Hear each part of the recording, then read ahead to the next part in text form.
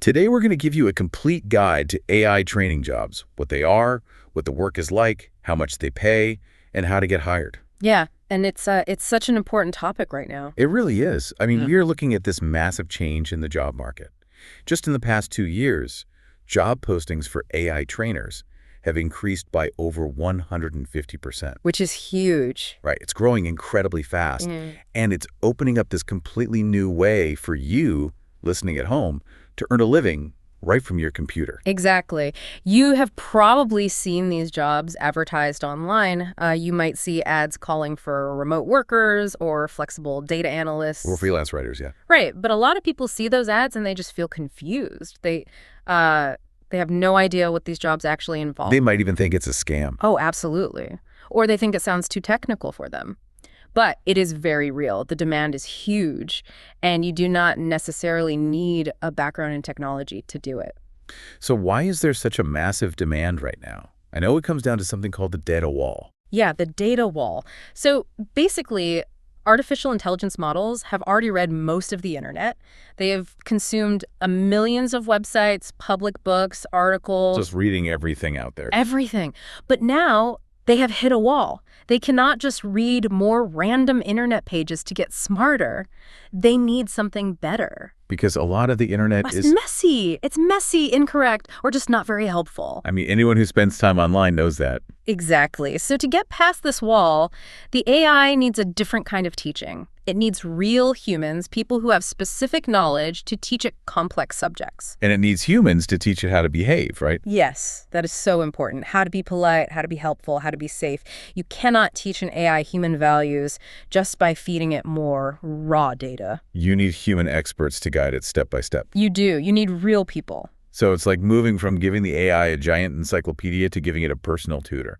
That is a perfect way to describe it. Which brings up a big question for you listening right now. How exactly do you do that?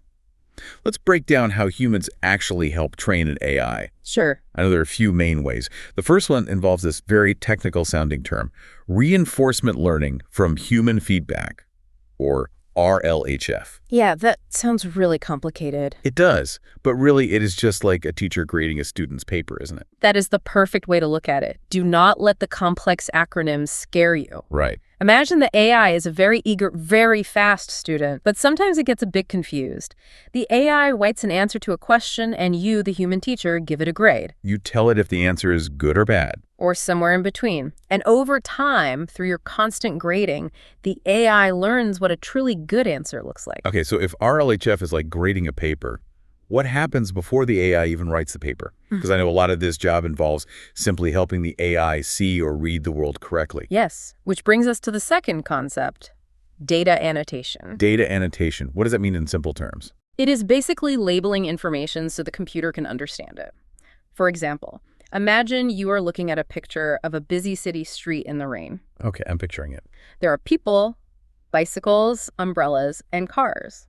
If you are a data annotator, you might use your computer mouse to draw a digital box around every single car in the picture. And label it car. Exactly. And that teaches the AI's vision system what a car looks like in different lighting and weather. But it's not just for pictures, right? No, data annotation is used for text, too. You might read a short story and tag it to show its emotional tone. Like deciding if the tone is happy or sad. Happy, sad, angry, sarcastic. You label the emotion carefully. This is how the AI learns to understand human feelings and context in written text. Wow, so that makes the AI much more socially aware. It really does. And then there's a third major concept, evaluating AI responses. This sounds similar to grading. It is similar, but evaluating is really focused on safety and accuracy. You simply read what the AI writes and ask some hard questions. Like, is this accurate? Is it helpful? And most importantly, is it safe? Safety is a huge part of the industry right now. You have to make sure the AI is not saying anything dangerous, illegal, or completely false. Like if someone asks the AI how to build something dangerous. Right. The AI must know how to politely refuse to answer. Human evaluators test the AI to make sure it handles those situations correctly. Which leads us right into the fourth way humans train AI. Writing prompts. Yes, writing points. A prompt is just a specific instruction or a question that you type into the system. So in this job, you are basically designing a test. You are. You might write a really difficult question about history or science just to see if the AI can answer it correctly. You try to challenge the system. You're setting a trap, in a way. You really are. You want to see if the AI falls for it. By writing clever and difficult prompts, you expose the weaknesses in the AI model. And then the engineers can fix them. Exactly. Once you find those weaknesses, the engineers get to work. Okay, so that gives you listening a great idea of the broad concepts. You are grading, labeling, evaluating, and testing. But let's talk about what the work is actually like. The day-to-day reality. Yeah. If you get one of these jobs, what do you do all day sitting at your computer? From what I understand, it involves a lot of rating and correcting. Yes. A very common task looks exactly like this. You sit at your computer, log into a dashboard, and you see two different answers on your screen. We can call them answer A and answer B. Right. The AI wrote both of them in response to the same prompt. Your job is to read them carefully, compare them, and pick the best one.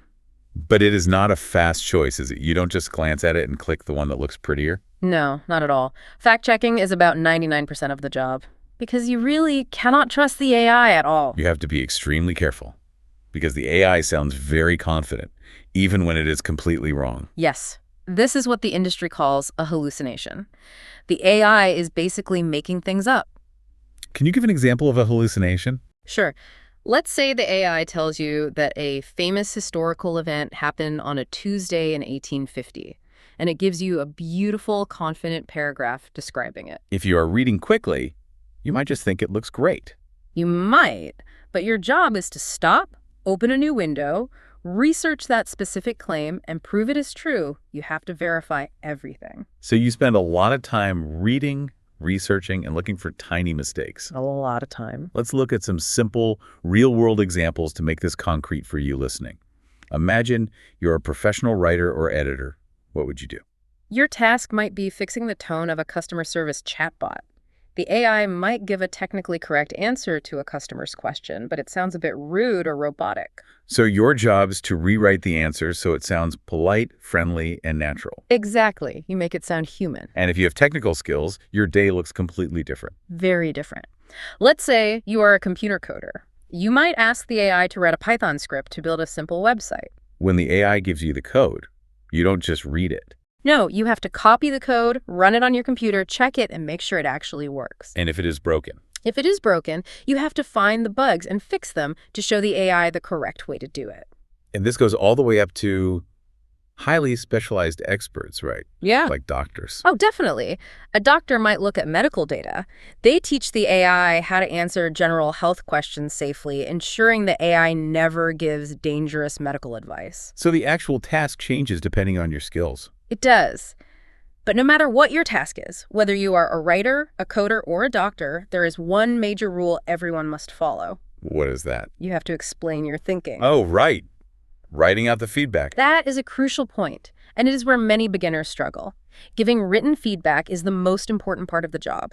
It is never enough to just click answer A or answer B. You must write clear, logical reasons for why you picked that answer. You have to explain exactly why the other answer was bad. Did answer B have a grammar mistake? Was it historically inaccurate? Was the tone too aggressive? So you are basically writing a short, clear report for the engineers so they know exactly how to fix the AI model. Yes. So clear communication is everything. Your writing skills have to be very good, even if you are doing a math or coding task. Yeah, it makes sense. If you just click buttons without explaining your logic clearly, the platform will notice, and you will not keep the job for very long. Okay, now that you know what the daily work actually looks like, you are probably wondering where to find it.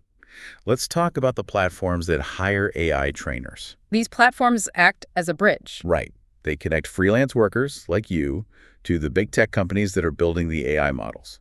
You usually apply to them directly on their websites. Let's start with a very well-known platform called Outlier. Outlier is great. What kind of workers are they looking for? Outlier is great for writers and generalists. If you do not have a specific technical degree like computer science, this is a very good place to start. And they offer flexible hours, right? Right. They do. They hire thousands of people to read English text, rank the AI responses, and do a lot of that heavy fact-checking we just talked about. And then there is Mercor, which sounds quite a bit different. Yes, Mercor is a higher-end platform. Their application process is unique. They use an AI video interview to screen people when they apply. Well, a video interview. Yeah, the AI asks you questions and you answer on camera. They are usually looking for specialists. They want doctors, lawyers, financial experts, and advanced software engineers. So because they want high-level experts, they offer very high-paying projects. Exactly. And while a platform like Outlier might give you lots of small, quick tasks, Mercor might place you on a longer-term project for a specific company. Okay, what about people who are good with computers and technology, but maybe do not want to do video interviews? For tech-focused workers, a platform called Micro is perfect. They offer coding roles and other technical jobs. So if you know how to build software or write in Python, Or manage databases. This is a great platform to check out. They focus heavily on making AI better at writing and understanding computer code. we also have Mindrift on our list.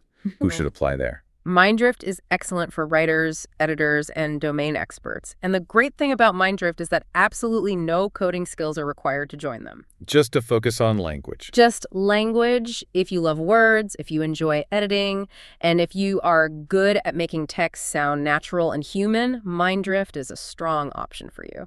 And finally, there is dataannotation.tech.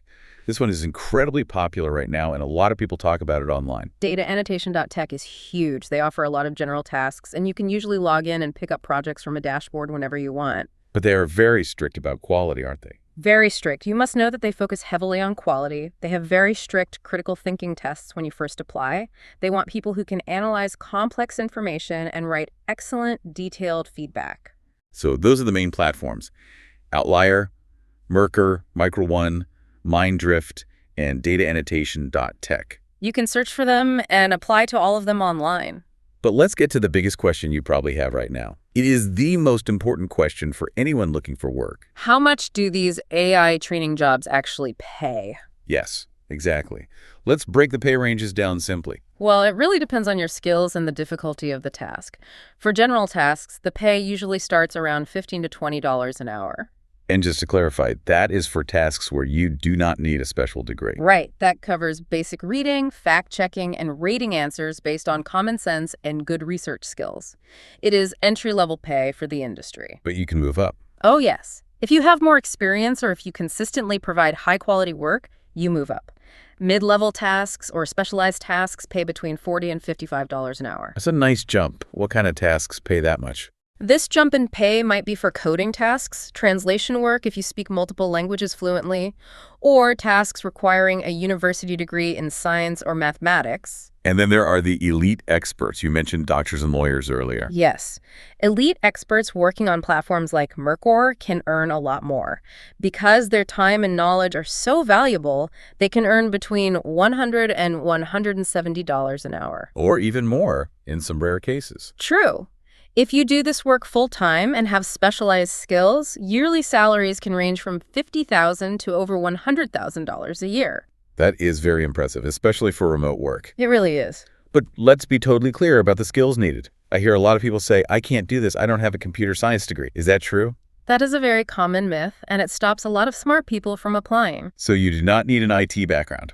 No, for most roles, you do not need an IP degree. You do not need to know how to build an AI or how the servers work. You just need to know how to use language properly and how to think clearly. Exactly. If you are training an AI to write a marketing email, you just need to be a good writer. Right. If you want to train an AI to write Python code, then yes, you need to know Python. So if we put coding aside, what are the most important skills a person needs to succeed in the general roles? The absolute most important skills are strong writing, clear communication, and analytical thinking. You must be able to follow complex rules. Sometimes the instructions for a single task are several pages long, right? They are. You have to read those rules, understand them, and follow them perfectly every single time. It really comes down to being detail-oriented. You have to be the person who notices the small mistakes that other people miss. Yes, because AI is very good at making mistakes that look completely correct at first glance. It'll write a beautiful sentence with a totally wrong fact hiding inside it. Exactly. You have to be the detective who catches those hidden errors. I love that. You are a detective. If you are the kind of person who spots spelling mistakes on restaurant menus or notices when a movie character's shirt changes color between scenes, you will probably be very good at this job. That is a great way to put it. Okay, so let's give you a practical step-by-step guide. If you are listening to this and thinking, I have those skills, I want to try this, how do you actually get hired? Where do you begin? Yeah. What's step one? The process is simple, but it takes patience. Step one is finding the platforms we mentioned and submitting an online application. You will fill out your basic information, list your education, and highlight your skills. And then comes the most crucial step, the screening test. Yes. The screening test is often called the core assessment. This is the biggest hurdle, and it is where most people fail. Why do so many people fail? They fail because they do not understand what the platform actually wants from them. So, here's a major warning for you. Do not rush. We all want to look smart and fast when we take a test. It is human nature. I read that people try to finish the test as fast as possible to look impressive. But that is actually a terrible strategy here. It is the worst thing you can do. The platforms care about quality, not speed. They want to see that you take your time to read the instructions carefully. Can you give an example of how people fail just because they do not read the instructions? Let's say we want to over-explain something. Absolutely, this happens all the time. The test might give you a task, and the instructions will say, write 2 to 3 sentences explaining your choice. Sounds simple enough. It is. But many people will write a huge, beautiful 5-sentence paragraph because they want to show off their vocabulary and look really smart. And they think they did a great job. But it is a complete failure. Following instructions perfectly is the whole point of the test. The test is not actually about your big vocabulary. It's checking one simple thing. Can you follow a basic rule? If they ask for 2 to 3 sentences, you must write exactly 2 to 3 sentences, not 1, not 4, exactly what they asked for. That is a fantastic tip.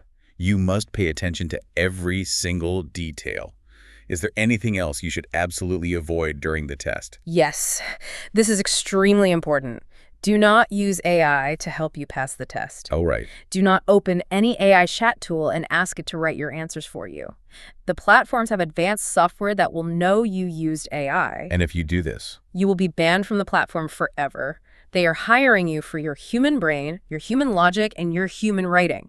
They do not want you to use another AI. Okay, so let's say you follow the instructions perfectly, you take your time, you use your own brain, and you pass the test. What happens next? Once you pass, you will start completing sample tasks. Our advice here is to start small. Do not jump into the hardest projects right away. Start with smaller, simpler projects to build a good reputation on the platform. Why is your reputation so important? Well, the platform monitors your quality constantly. Other senior workers review your work. If your first few tasks are perfect, the platform trusts you more. Your quality score goes up. And a good reputation unlocks more work. Exactly. It gives you a steady stream of tasks and eventually unlocks higher-paying projects. You have to prove yourself first. Before we finish this guide, we need to talk about the reality of the employment contract. Because you are not a traditional employee when you do this work, are you? No, you are not. For almost all of these platforms, these are freelance jobs. In the United States, this is called being a 1099 independent contractor. Yes, 1099. But no matter where you live in the world, what this really means is that you are your own boss. What does that mean for your daily life and your financial security? It means you have ultimate flexibility. You can choose your own hours. You can work for 2 hours in the morning, take a break, and work in the middle of the night if you want. You can work from your kitchen table or from a coffee shop.